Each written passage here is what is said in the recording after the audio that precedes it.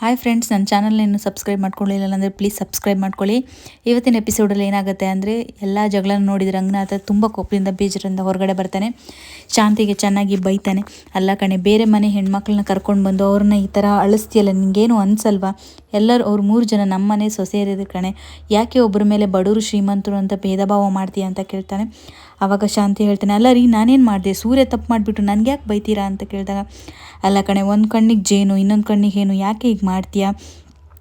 3 ಮಕ್ಕಳು ಜೊತೆಲೇ ಇರಬೇಕು ಅಂತ ತಾನೇ ನಿನ್ನ ರವಿನ ಕರ್ಕೊಂಡು ಬಂದಿದ್ದು. ನಿನಗೆ 3 ಜನ ಸೊಸಿದ್ರು ಜೊತೆಗೆ ಇರಬೇಕು ಅಂತ ಅನ್ಸಲ್ವಾ? ನೀನು ರೋಹಿಣಿ ಶ್ರೀಮಂತರ ಮಗಳು ಅಂತ, ಶ್ರುತಿ ದೊಡ್ಡ ಸಾಹುಕಾರ ಮಗಳು ಅಂತ ಅವ್ರನ್ನ ಚೆನ್ನಾಗಿ ನೋಡ್ಕೋತೀಯ, ಮೀನಾ ಬಡವ್ರ ಮನೆಯವಳು ಅಂತ ಅವಳ ಹತ್ರ ಎಲ್ಲ ಕೆಲಸನೂ ಮಾಡಿಸ್ಕೋತೀಯ, ಬೆಳಿಗ್ಗೆಯಿಂದ ಕತೆ ಥರ ದುಡ್ದು ನಿಮಗೆಲ್ಲ ಅಡುಗೆ ಮಾಡಾಕ್ತಾಳೆ. ನಿನಗೇನು ಅಯ್ಯೋ ಅನ್ಸಲ್ವೇನೆ? ಯಾಕೆ ಹಿಂಗೆ ಮಾಡ್ತೀಯಾ? ಎಲ್ಲರೂ ಒಗ್ಗಟ್ಟಾಗಿರಬೇಕು ಅಂತ ತಾನೇ ಆಸೆ ಪಟ್ಟಿದ್ದು ನೀನು.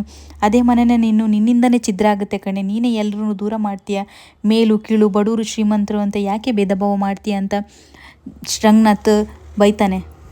ಅದಕ್ಕೆ ಶಾಂತಿ, ನಾನೇನ್ರಿ ಮಾಡಲಿ, ಇದಕ್ಕೇನು ಪರಿಹಾರ ಅನ್ನಂಗ ರಂಗನಾಥ್, ನನ್ನ ಹತ್ರ ಒಂದು ಪರಿಹಾರ ಇದೆ, ಬನ್ನಿ ಎಲ್ಲರೂ ಕರಿ ಅಂತ ಹಾಲ್ಗೆ ಬರ್ತಾರೆ. ಶಾಂತಿ ಮೀನಾ ಅಂತ ಕರೀತಾರೆ, ಎಲ್ಲರೂ ಸೇರಿಸ್ತಾರೆ. ಆವಾಗ ಸೂರ್ಯ, ಮೀನಾ ಮತ್ತು ಮನೋಜ ಬಂದು ಸೂರ್ಯ ಕೂತ್ಕೊಳ್ಳೋಕೆ ಅಂತ ಚೇರ್ ಎಳ್ಕೊಂಡು ಹೋಗುವಾಗ ಮನೋಜ ಸಡನ್ನಾಗಿ ಬಂದು ಅವ್ನು ಕೂತ್ಕೋತಾನೆ. ಆವಾಗ ಸೂರ್ಯಂಗೆ ಕೋಪ ಬರುತ್ತೆ.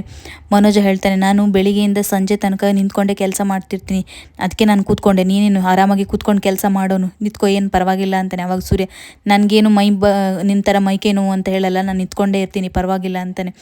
ಮನೋಜ ಹೇಳ್ತಾನೆ, ನಾನು ಈ ಮನೆಗೋಸ್ಕರ ಹಗಲು ರಾತ್ರಿ ಕಷ್ಟಪಟ್ಟು ದುಡಿತಾ ಇದ್ದೀನಿ, ನಿನ್ನ ಥರ 3 ದಿನ ಕೆಲ್ಸಕ್ಕೆ ಹೋಗಿ 3 ದಿನ ಮನೇಲಿ ಕೂತ್ಕೊಳ್ಳಲ್ಲ ಅಂತಾನೆ. ಆವಾಗ ಮೀನಿಗೆ ಕೋಪ ಬಂದು, ಏನು ಈ ಥರ ಹೇಳ್ತಾ ಇದ್ದಾರೆ? ನನ್ನ ಗಂಡನು ಕಷ್ಟಪಟ್ಟೆ ದುಡಿತಾ ಇರೋದು, ಏನು ಸುಮ್ಮನೆ ಪಾರ್ಕಲ್ಲಿ ಹೋಗಿ ಕೂತ್ಕೊಂಡು ಬೆಂಚ್ ಮೇಲೆ ಕೂತ್ಕೊಂಡು ಬಂದಂಗೆ ಮಾತಾಡ್ತೀರಾ ಅಂದಾಗ ಮನೋಜಂಗೆ ಶಾಕ್ ಆಗುತ್ತೆ. ಶಾಂತಿನೂ ಫುಲ್ ಶಾಕ್ ಆಗಿರ್ತಾಳೆ. ಆವಾಗ ಮನೋಜ ಮನಸ್ಸಲ್ಲೇ ಅಂದ್ಕೊತಾನೆ, ಏನಿದು ನನ್ನ ಬುಡಕ್ಕೆ ಬರ್ತಿದೆ ಅಂತ. ಇದನ್ನೆಲ್ಲ ನೋಡಿದ ರಂಗನಾಥಿಗೆ ಕೋಪ ಬಂದು, ಏನರು ನೀವು ರಾಮ ಲಕ್ಷ್ಮಣನ ಥರ ಚೆನ್ನಾಗಿರ್ತೀನ ಅಂದ್ಕೊಂಡ್ರೆ ವಾಲಿ ಸುಗ್ರೀವರ ಥರ ಜಗಳ ಆಡ್ತೀರಾ ಅಂತ ತುಂಬ ಬೇಜಾರು ಮಾಡ್ಕೋತಾನೆ.